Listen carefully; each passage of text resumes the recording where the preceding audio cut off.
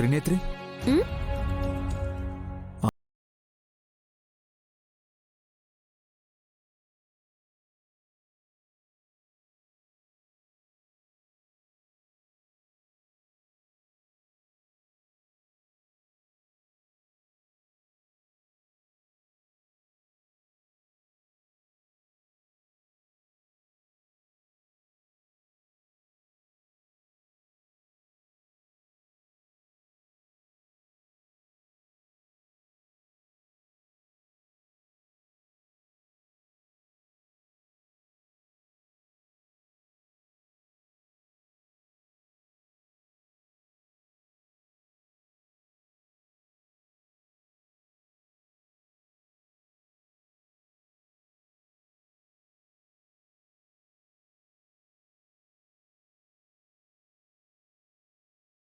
నేను మొహమాట పడితే ఎలా బాబుగారు?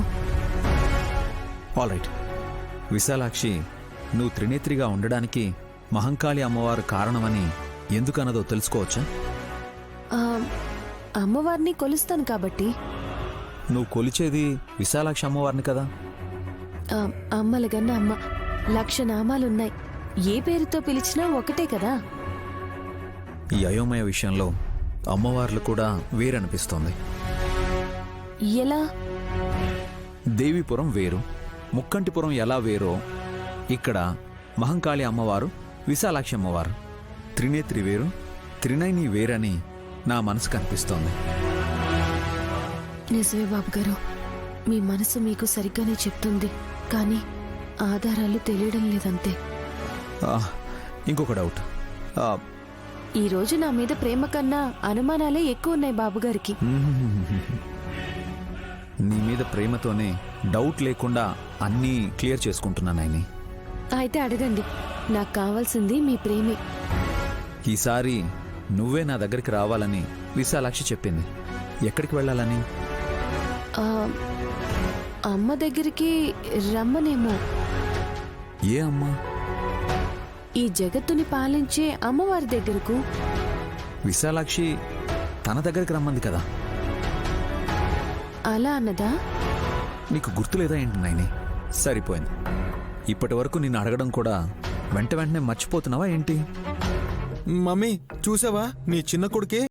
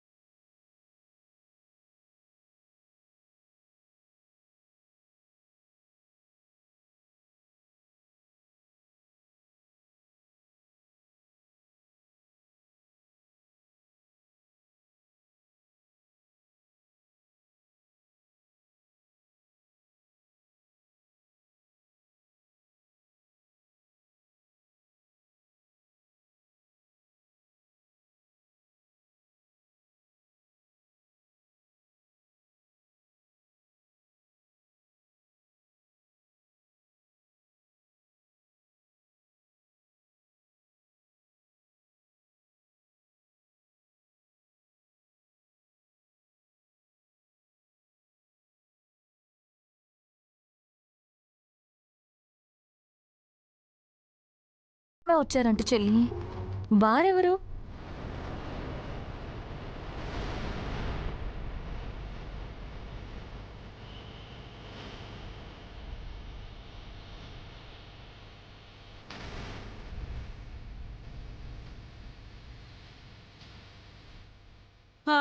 అయిపోయింది. నా సీమంతో ఈ వారం కూడా లేనట్టే. నువ్వు ఆగత్తయ్యా. నైని, ఇన్స్పెక్టర్ చంద్రశేఖర్ గారు వచ్చారు కదా. నమస్కారం. మీకు బాగా పరిచయస్తులా బాబుగారు? పాపం ఇన్స్పెక్టర్ గారికి ఏం అర్థం కావడం లేదనుకుంటా.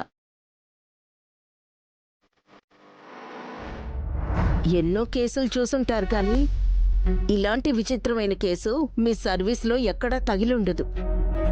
పర్వాలేదు మేడం, కొన్నింటిని నేను ఛాలెంజింగ్గా తీసుకుంటాను. మా అక్క మీరెవరో అన్నట్టు మాట్లాడుతున్నా మీరేం ఫీల్ అవ్వడం లేదా? లేదు,